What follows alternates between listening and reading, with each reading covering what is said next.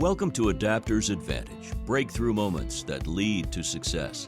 Our podcast brings you insider stories of the moments that mattered, turning points on the sometimes rocky road to success. Here's your host, Mark Magnaca, president and co-founder of Allego, the workforce training and readiness platform built for distributed teams. Hi, I'm Mark Magnaca. I'm excited to welcome you back to the Adapter's Advantage podcast. Today, my guest is Pat DAmico. Pat's the founder and CEO of About Face Development and a senior performance consultant with Matrix Achievement Group. He's a speaker, an author, a facilitator, accomplished business professional, and a combat veteran. Pat has over 30 years of leadership experience, 27 of those years in the medical device and pharmaceutical industry, and he's had a focus in the area of learning and development for much of his career, working in Fortune 500 companies, including Johnson & Johnson and Medtronic, as well as startups. Pat's led organizations in sales, commercial operations, national accounts, learning and development, and recruiting, many times encompassing global responsibility. As a sales leader, he's a 4-time President's Club winner. Pat's passion for the study of leadership and human performance, driving organizational success, and teaching have led to his career focus in learning and development. He holds a master's, an MS in education, and a BA in world politics. So welcome, Pat DAmico. Good to see you, Mark. How are you? Very well, thanks. I'm excited for our conversation. And Pat, let's jump right into it. There's so many different things you've done. How do you now answer the question, so Pat, what do you do? Well, that's a great question to start us off. That's the elevator speech, right? As you mentioned in the introduction, I've spent close to the last 30 years in commercial functions in the life sciences arena. And my experience and passion has really led me to focus in the area of learning and development, or really more specifically, working with organizations to identify and address developmental areas that are really hindering their organization's commercial success. So that can encompass everything from baseline selling skills to executive level or C-suite selling, advanced negotiation skills. And I should mention, I also have a heavy focus on leadership and management skills development as well as coaching. Well, Pat, we're going to come back to that piece because it's so easy to talk about the sales process and really at the tactical sales level, but so few people spend time really focused on that sales management and sales leadership part, which I know you spend a lot of time on. And so ultimately, it's a critical driver, right, to being able to make anything change. So let me set the stage for our listeners here. You're somewhat unique in the L&D realm in that you've been a salesperson, you've led salespeople, and you have a master's degree in education. So my question is, what's the biggest insight that you've had related to how to apply what you've learned in the academic setting into the real world? Wow. Okay. So narrowing that down is pretty tough. I'm fortunate that I think for me, I went back for my master's degree fairly recently. And I feel fortunate not only because I had already run large learning and development organizations, but also because there's been, frankly, so much change in the learning field in the last probably 10 to 15 years. So probably the number one thing is how learner wants and needs have changed, and ways in which, frankly, the emerging technology can be leveraged to meet those needs. That's really what I've seen as probably the biggest benefit from getting my master's degree, and again, getting it later in my career fairly recently. And Pat, just as a follow-up to that, what's the takeaway that you've had in terms of how the learner wants to learn now? Well, I think you can suffice it to say the easiest example is relating it to YouTube, right? I mean, the fact remains that 30 years ago, if you needed to learn how to do something, you had to buy a magazine. 20 years ago, 15 years ago, you saw the advent of YouTube. And if you ask folks, when I teach class today, I really ask them that question. I say, when you need to figure out how to do something, what do you do? And they're like, I go to YouTube and I look for the shortest video that's going to show me how it's done. And I think that alone has really suggested the paradigm shift in how people want to learn. They want it in video so they can really see it, feel it, can be engaged with it, and they want it in short spurts. Well, that's been very consistent with our experience as well. And that's not just across the med device and pharma space. It's really across all of the verticals that we work in. And I'm curious, what's changed in terms of how your clients need to access information? So we know YouTube's one of these ways, but when you think about this mobile, social, and digital world that we're in, what's changed, even I'm going to say since the start of COVID, from your perspective, for benefit of the clients that you're working with? Well, that's a great question. The advances in technology have really shifted the paradigm of learning in a number of areas. Mobile technology, specifically related to video micro learnings, has very quickly begun to provide so many more options for engaging distance learning versus what began, let's say, as e-learning. Now, e-learning still has value, but we've done so much more and have so many more options today to meet learner wants and needs. We've moved from simple distance learning to really socialized learning, and the ability, I think, more than anything, to share best practices in an instant. Especially in the realm I work with in commercial and sales, folks want to see how the best people and most successful people are doing things. They want to hear it from them. And there's a big difference between reading that in an email and actually hearing them speak it, the inflection, the passion. And so that technology and that advancement and the ability to do that has really been incredibly impactful. Pat, when you say that, it makes me think about the paradigm shift that so many L&D professionals and people in the training world at large have had to come to terms with. And one of the biggest pieces that you just described is recognizing that the role of L&D in training is evolving much like a director in a movie rather than an actor.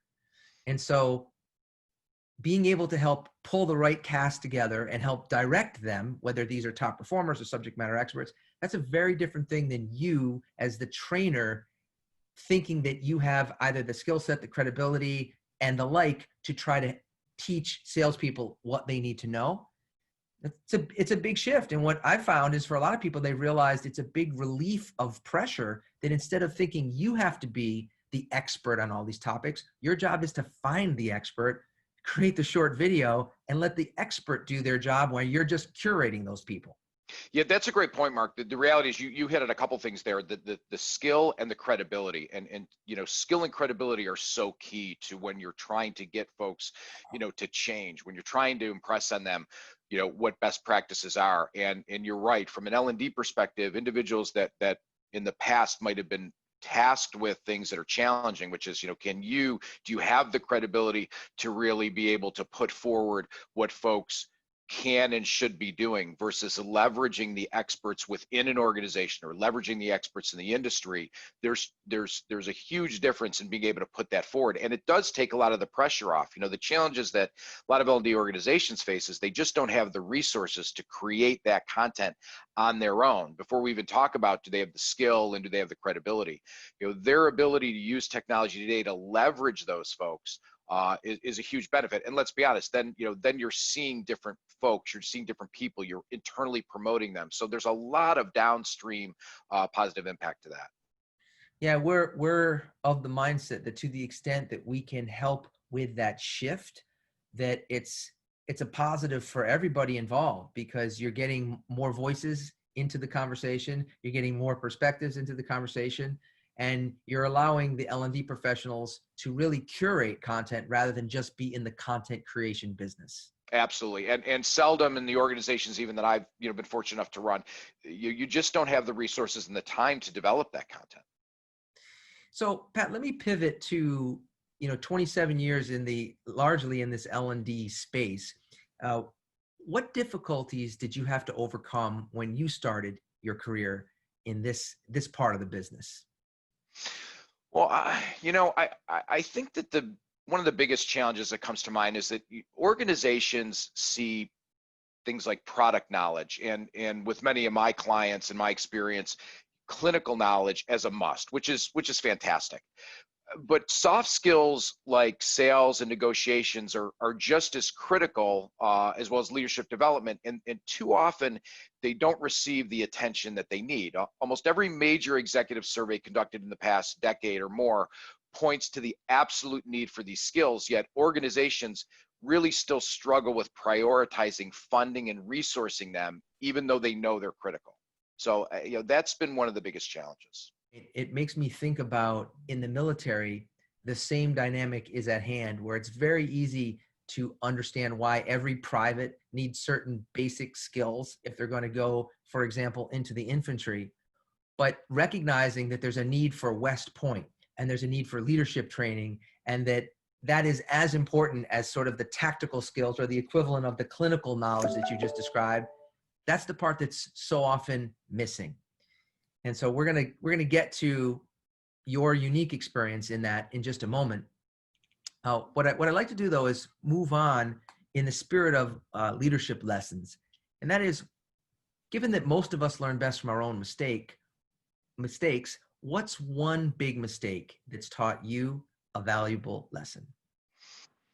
Okay. Is it okay if I share two? Because Sure, I think go they're ahead. both, yeah, they're both pertinent. So, for me, the first one that comes to mind is, back in 1990, I was preparing to deploy to the Middle East after the invasion of Kuwait. And on the morning of our departure, I was a 23-year-old platoon leader, and I found myself standing in front of the families of my soldiers. And in that moment of high emotion, as I looked out at, the wives, the sons, the daughters, and the parents of these soldiers, and I sensed their concern, I actually made a commitment to them that I would bring every one of them home safely. And frankly, Mark, it was a promise that I had no right to make. And it was one which I certainly had no right to guarantee. So for 6 months, I struggled every single day with having made that commitment. Now, while I was fortunate that we did bring everybody home safely, it was really a tremendous learning leadership lesson for me. So that's one. By the way, I should say on that one, Pat, that is a great lesson, both about how powerful commitment is and being careful about what you can commit to in terms of being able to deliver. And I think everybody listening has had that tension, if you will, around what should I commit to that's kind of a stretch, and where am I making a commitment for things I can't control, which is stupid for me to commit to. Yeah, no, and that's a good example of, emotion really driving in the moment, a decision to make a statement that really I shouldn't have. I should have stopped and thought. So that's one.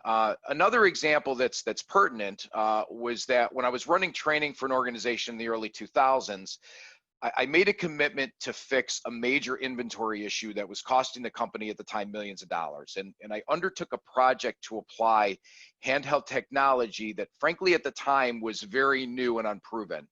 The project cost the organization about $1 million. And while the cost savings just outpaced the cost of the project, the reality was that the technology just wasn't ready, and it created such a significant application challenge in the field that it was eventually scrapped after about a year of use. So for me, I look back on that and think, what a learning experience for me of adopting technology, frankly, that just wasn't ready. Well, Pat, so I recognize the lesson in that. And again, I think everybody listening here has probably had some part of their life where they've been an innovator or an early adopter. And what you've just described exemplifies that. The flip side of the coin, I can tell you from the Allego perspective, if it wasn't for people like you who were willing to try early technology, we wouldn't have a business. Right. Yeah. Because Fair enough. in the software business in particular, whether it was the people standing outside for the first iPad or the first iPhone, it's those people who are willing to try something new that in effect prime the pump. But I think we all have a story like what you've just described, where maybe we were over the tips of our skis and just a little too soon. Right. And let's be honest, Mark, I mean, when you and I first met each other and engaged, one of the things that, because of that experience, I was very upfront about was I wanted to make sure the technology would work. And so, that was one of the lessons for me. I really did not think about those questions at that time. And I think too often folks don't explore enough and find out. I mean, every shiny new toy may seem interesting, but you really need to make sure is this going to work well? Is it going to meet the needs of the organization? Does it do everything that it says it's going to do? And frankly, that's been a lot of the reason behind my long-term relationship with Allego is that, and my belief in the product is that it's always worked as frankly as you guys have said it would. So let's pivot from that to a moment in your career where you've had some kind of aha or epiphany or insight that in retrospect gave you a new perspective.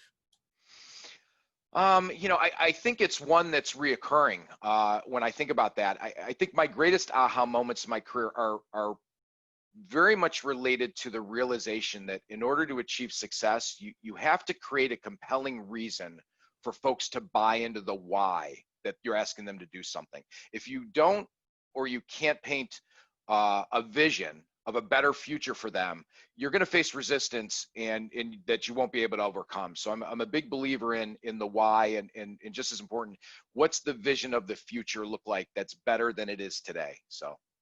You know, Pat, that is one of those simple insights that really go back to you having asked all of those questions, which is why the Simon Sinek presentation has been, so popular, right? Because I think it struck a chord, and when people heard it, they realized, yeah, it's absolutely true that to the extent that I or someone else can communicate the what's in it for you, the why, Right. and help that be part of a broader vision. Until that happens, the natural inertia of human beings, it's tough to get any large group of people to change anything unless they're really committed to the promised land. Yeah, and I learned that, I think, very early in the military. I was in the military at I think a largely transition time where we were, the military was moving from just do this because I'm telling you to do it, and helping people really understand and buy into, why are you doing what you're doing? Because at the end of the day, if those folks don't understand that, when you're not there watching, you need them to really be bought into the vision so that they're driving that forward. And that they refer to that sometimes as the commander's intent as well, right? Right. Absolutely. Absolutely. Yeah. Well, I think having that notion of commander's intent in the business realm is equally valid to make sure that people really do understand, even when no one's watching me, why is it that we're doing this? Right. Exactly.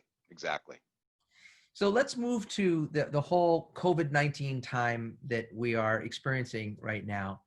What would you say is the biggest challenge that sales management teams, the teams that you're working with now, have had to adapt to since the start of COVID-19?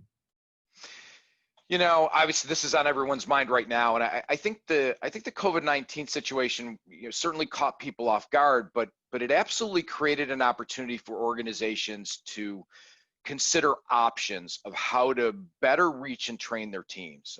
And the reality is that the newer technologies provide incredible solutions that were not available even just a decade ago. I mean, if we were in this situation 10 years ago, we'd be in a much different place as to the options. So the challenge, of course, is always going to be change, and helping leaders understand, appreciate, and really accept that that change is challenging, but the fact that they found themselves in a situation that needed a solution has helped move that along. I mean, there was a compelling reason. It wasn't hey, here are some options of things you can look at. It's, hey, we've got to figure out a way to react to this, and it forced them to look at newer and often better ways to do what they were already doing. So I think there are so many different parts of the economy, whether it's looking, shopping for a car, that the belief system was always that you have to have this in-person experience. And more people are realizing it doesn't mean you never need it. It just means there's a lot of places that it was a presumption that it had to be that way, that we're now realizing maybe it doesn't. And I think that's an important distinction, Mark. This notion that, not a suggestion that everything shouldn't be done face to face, but to your point, we're realizing that there are a lot of interactions that don't need to be face to face, that can be done quicker and more efficiently for everyone by doing them remotely. And again, if this were 20 years ago, we'd be struggling with this because we didn't have the technology available that was reliable to be able to do that. And today we do. Well, Pat, I'll just give you a quick example of that. In Massachusetts, the Massachusetts court system, which services about 40,000 people a day, moved to a completely virtual court experience. The judge, everything. And, it's not that this technology didn't exist. They used to they would have a person in jail and they wouldn't bring him to court. They'd put him on video and they talk to them, right?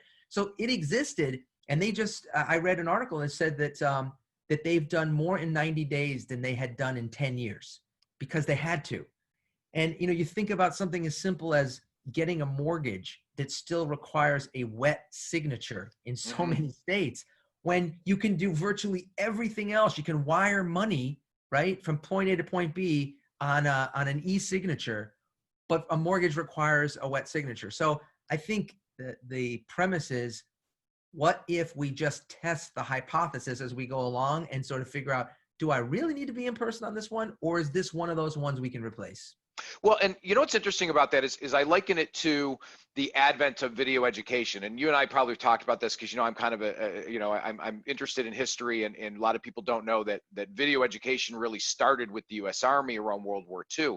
Yes. And what happened then was, you know, they were unable to translate that into a broader education system, which they attempted to do in the U.S. because of the cost of the equipment, the training, it wasn't reliable. And I think what happens is people get in that rut of, you know, as technology advances, they're not noticing that, hey, wait a minute, what didn't work because we were constrained by the technology 10 years ago can work today. And so I think COVID really sort of brought that to the forefront of, you know, I think there are a lot of people who are like, well, I didn't know we could do that. Well, no, actually we can, and we've been able to do it for probably 4 or 5 years. You just haven't been paying attention because your exposure 15, 20 years ago was, well, that won't work.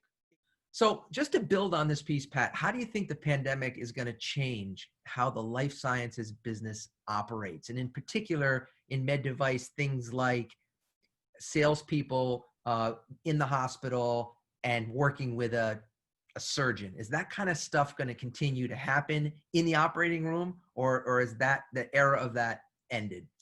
Well, I think as we've talked about, you know, it's definitely, the situation has required organizations to look at many different many things differently out of necessity, and specifically absolutely in the area of training and learning, but also to your point in the area of how we support folks. You know, I am absolutely seeing more more folks utilizing technology in the operating room to dial in when they need support. You know, hey, I don't need you physically there, but if I have a question, can you block out and be available during that time? So certain procedures are going to lend themselves to, you know, to that. Now, newer procedures where you've got to have somebody there from beginning to end, you know, that's going to be what it is with somebody there. But even those, over time, as folks become comfortable, I think organizations are looking more at, how do we ensure that the expert resources are available to support our customers when they need us?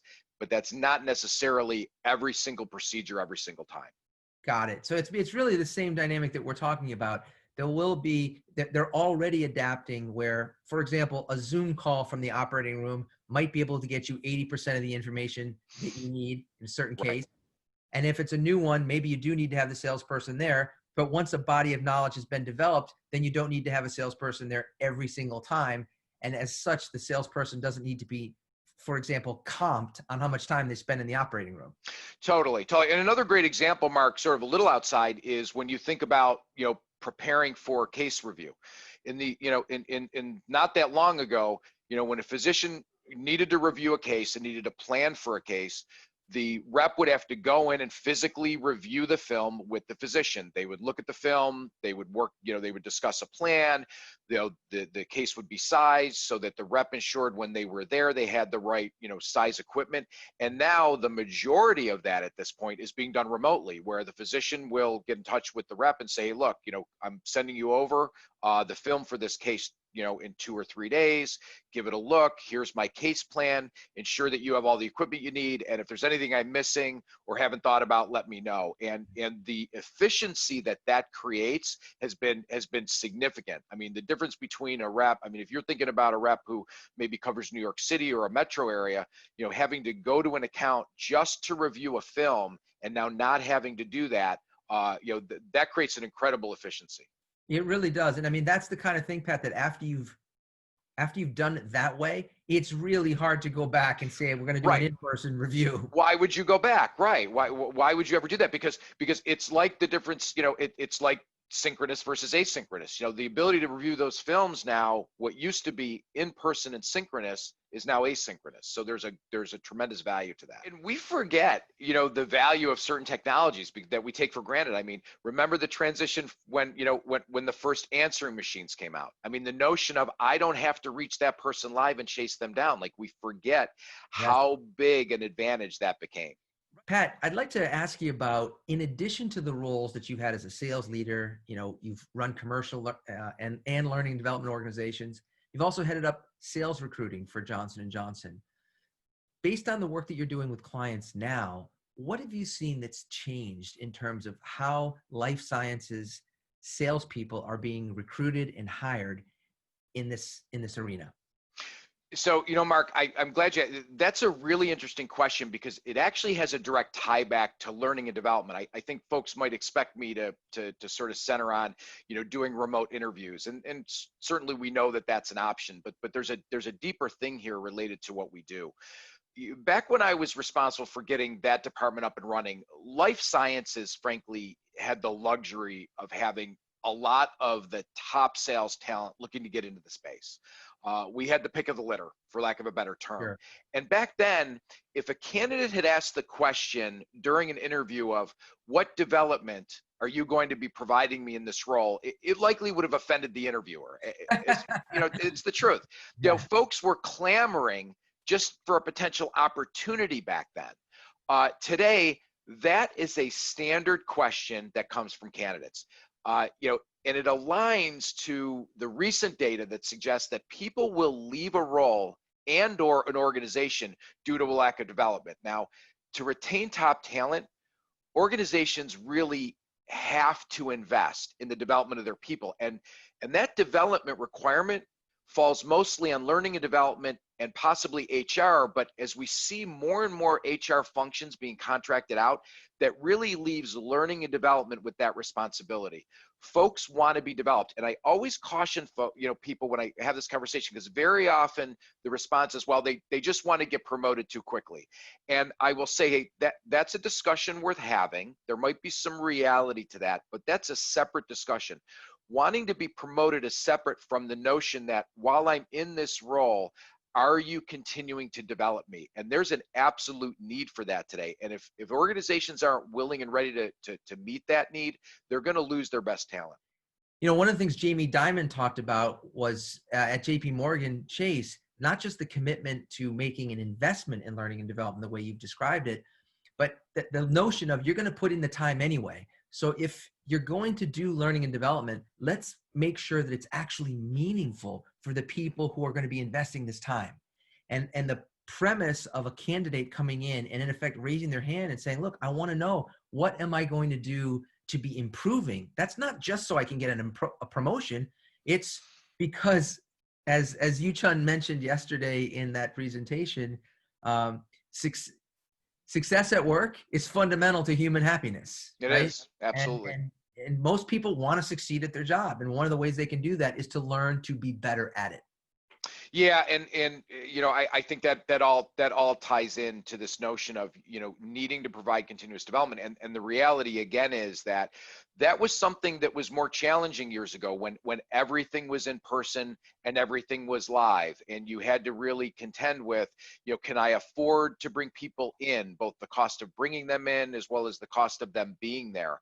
And now with technology, you can provide continuous development for folks that is at a much lower cost than you ever could, and it keeps them up to date, and you can do it over time. One of the challenges that I always had with leadership development programs that I would run was, I might get 8 days a year with a cohort, and so every quarter I'd bring them in for 2 days, and my challenge was, I'm trying to deliver so much skill development around what it means to be a leader and a manager. And the reality is, Mark, I seldom got to any skill development. It was primarily, knowledge transfer Sure. in these areas. Now with technology, and when I teach leadership development, it's really a completely different thing. I can say, look, we have a remote system that we can deliver all the content and all the critical leadership competencies, and we can reserve those live days for focusing on those that need practice, or focus on those that are most critical to that business or that organization. So it's really opened up a way to really get much deeper, and still at the same time also take advantage of continuous development. Hey, we're not bringing you in for 2 days and it's over. This goes on a year, this goes on 2 years, and that's what people want and need, because it's not a finish line, right? You're always continuing to develop. Well, Pat, I think about back in your military time, the idea of taking a new recruit and saying, we're going to teach you how to load and shoot an M16, and we're going to do it in a 1 8-hour session. Right. Like, it's just not the way human beings learn. There's too many things going on in your mind. You need to learn that over time if you want to be able to assemble, disassemble, learn how to shoot, practice your marksmanship. Like, it's a process. It's not a one and done. And so much of our learning has been oriented around fly them in, fill up their head as if you're pouring a pitcher of water, and send them home. Yeah, the fire hose approach is, and again, it was somewhat a function of what was available at the time, but we're not there anymore. We have so many more options, and we need to be taking advantage of them and leveraging. So one last question for you, Pat. How should commercial learning and development leaders be responding to this change you've just described when you think about your peers who may be listening? Well, leaders always have to be evaluating ways in which they can do things differently to be more competitive. And learning and development leaders need to be open to ways that they can tackle today's challenges, but utilizing new options. And that doesn't mean to suggest that, the ways we've done things in the past were wrong or don't work anymore. It's really, how do you leverage the good history against the new delivery methods and options? And I believe really strongly that organizations, have the ability to address areas that they've been neglecting in the past by leveraging new technology and new methods. They just have to be open to it and understand that they're out there. Well, Pat, there's so much more that we could cover, but I think we've hit a lot of the key points that are relevant right now for the time that we're living in, and for the audience who will be hearing this. If people want to learn more about you and the work that you do, what's the best way for them to reach you? Oh, thanks. Thanks for asking, Mark. I'm fortunate. I've had the opportunity to work with so many great organizations, both through my own firm, About Face Development, as well as my partnership with Matrix Achievement Group. The easiest way for individuals to get a hold of me is directly via email at pat@aboutfacedev.com, or through my website at aboutfacedevelopment.com. Fantastic. Well, Pat, listen, it's been a real pleasure having this conversation with you. And I look forward to continuing the conversation as the world continues to evolve. Mark, always a pleasure to spend time with you, man. Thank you. Take care. Thanks for joining us this week on Adapters Advantage, available on all major podcast platforms. Make sure you visit our website, allego.com, where you can subscribe to our podcast so you'll never miss an episode. If you liked this show, you might want to check out our virtual training kit to learn how to keep a remote team running at full speed. Go to allego.com/virtual to download your kit today. Be sure to tune in for our next episode. And don't forget, one new idea can change your life.